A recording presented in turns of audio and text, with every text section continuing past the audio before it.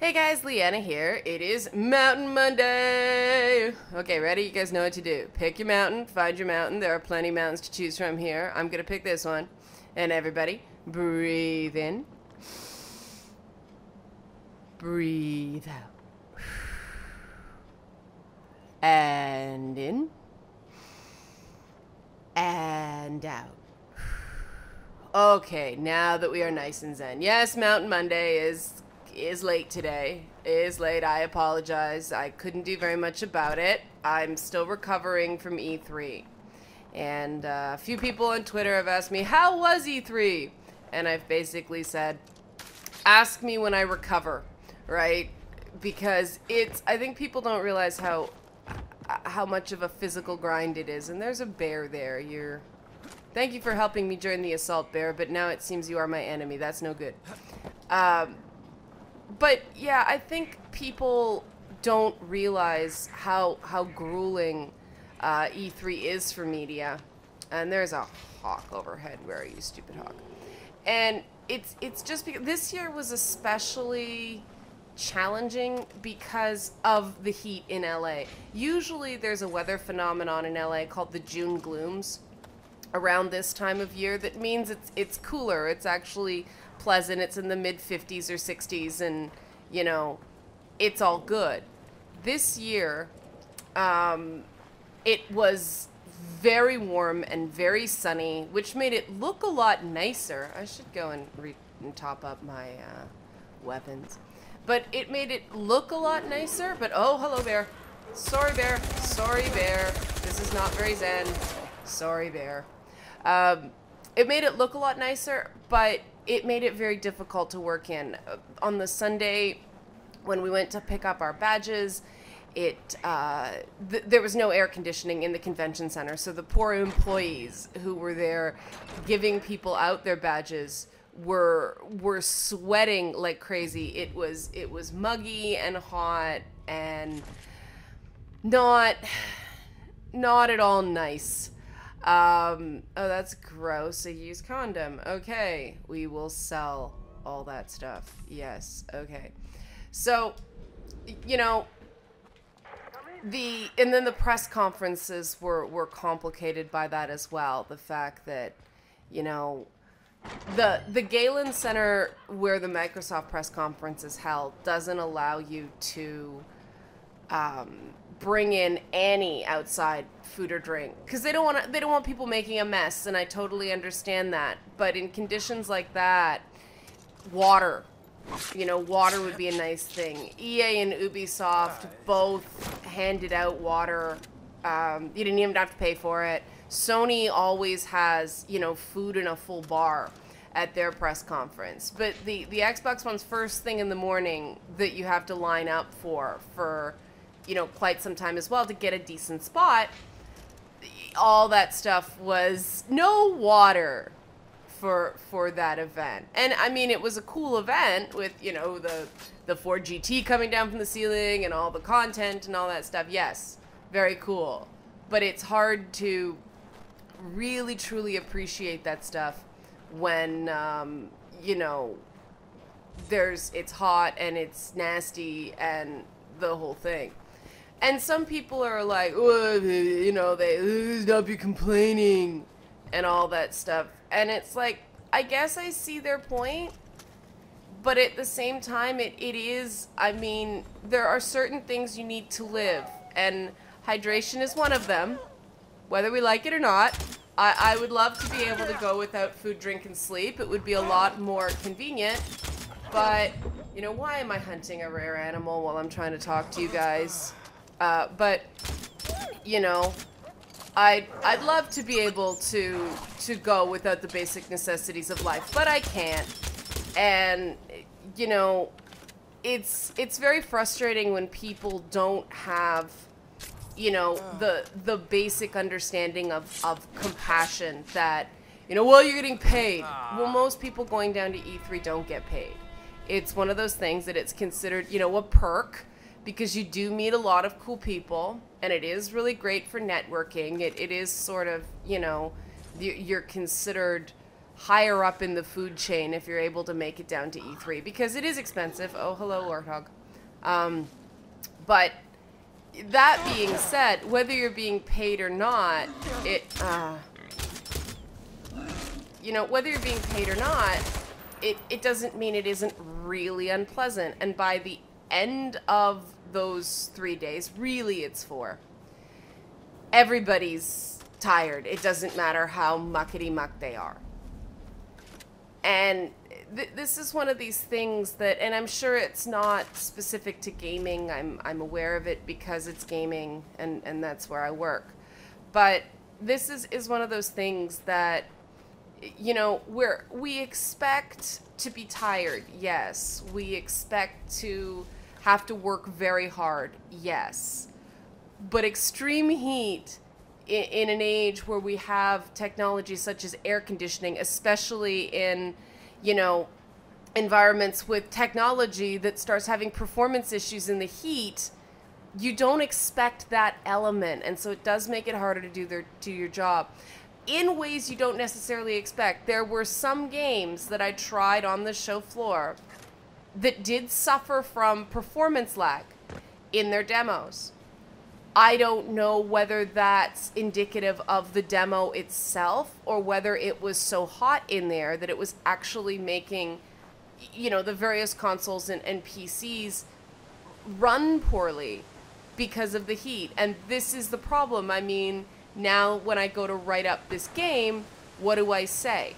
I guess what I say is there were performance issues. It may be due to the heat. But is that allowing the people that made the games to show their products off in the best possible light? No! No, it's not!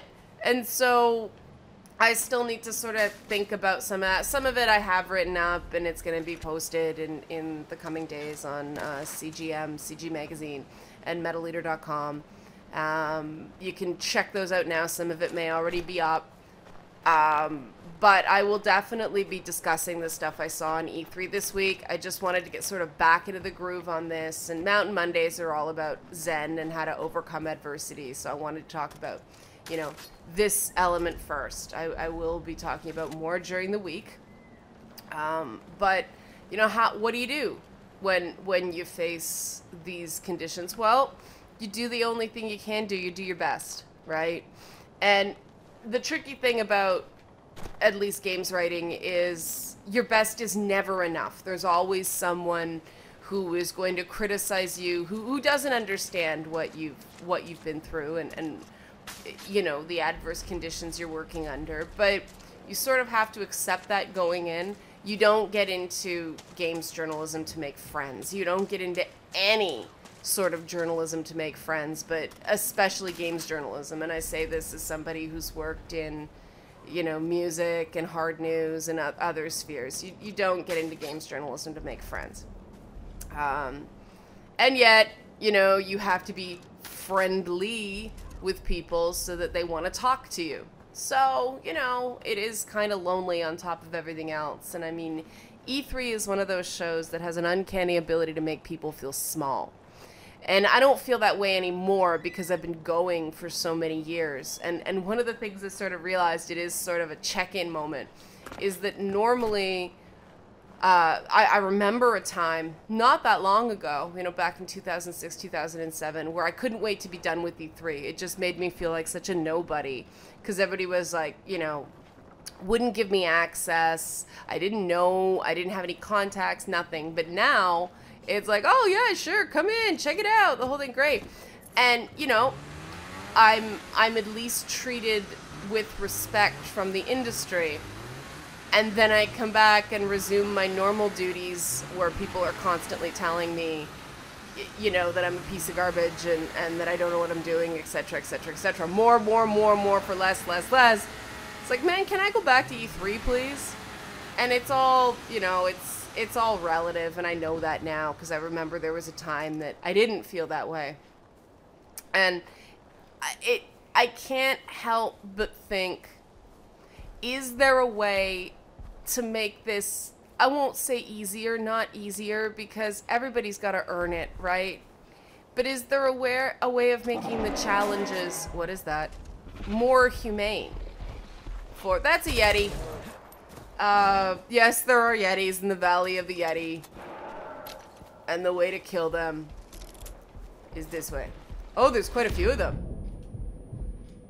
And you can, oh, there's one still chasing me. Why are you still chasing me? I'm gonna run away, because sometimes that's the best thing to do. And he's still chasing me. Oh god, this is not Zen. So yeah, I've been wondering, how do we make things more fairly unpleasant or fairly challenging? How do we improve the difficulty curve of games? How's that? Okay, sweet. Are you stunned? There we go. Because, I mean, the thing about oh, shoot. That didn't work. Why didn't this work? Because, I mean, the thing about games is something like this, something like the Yeti, is that, you know, there's an understanding that, you know, you work at it hard enough, you get better, you get good, and eventually you can take down a Yeti. Like I'm showing you right now. Why are you... Ooh, that scared me. But in the real world, it's not like that. In the real world, you can try and try and try and try and try and still not succeed. And that's why we turn to games, because at least games are fair.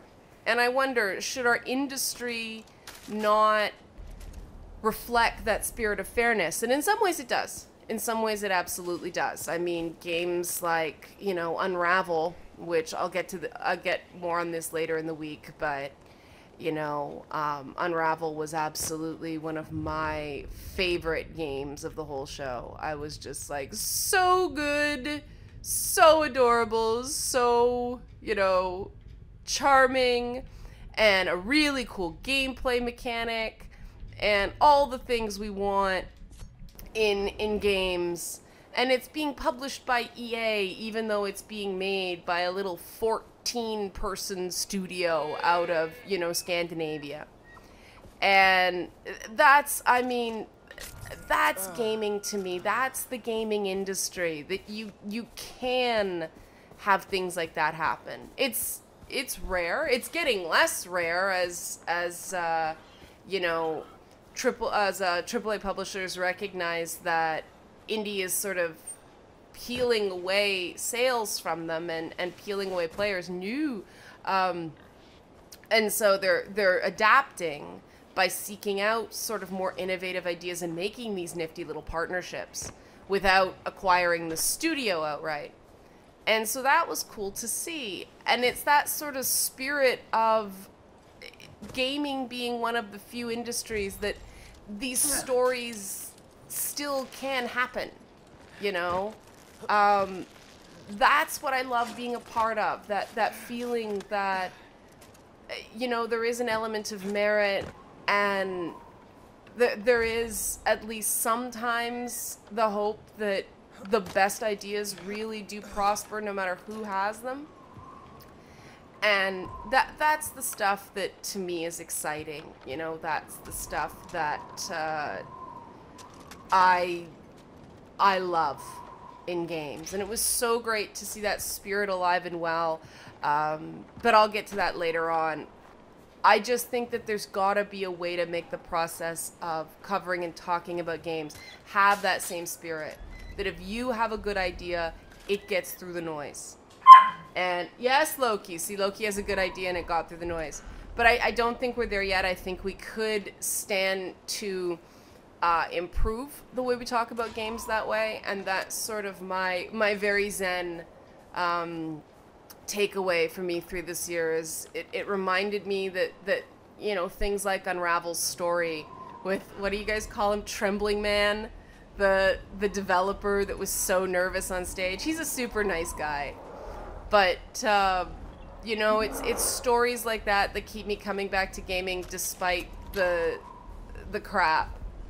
And so it was nice to be reminded of that. And it's another Yeti. It's another Yeti.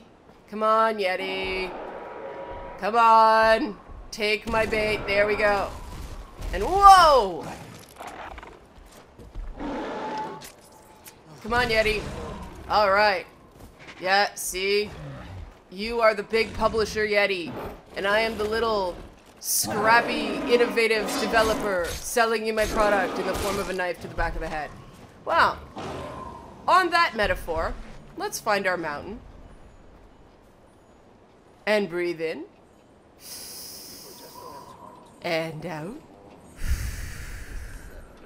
And breathe in. And out. Hey, Sherpa.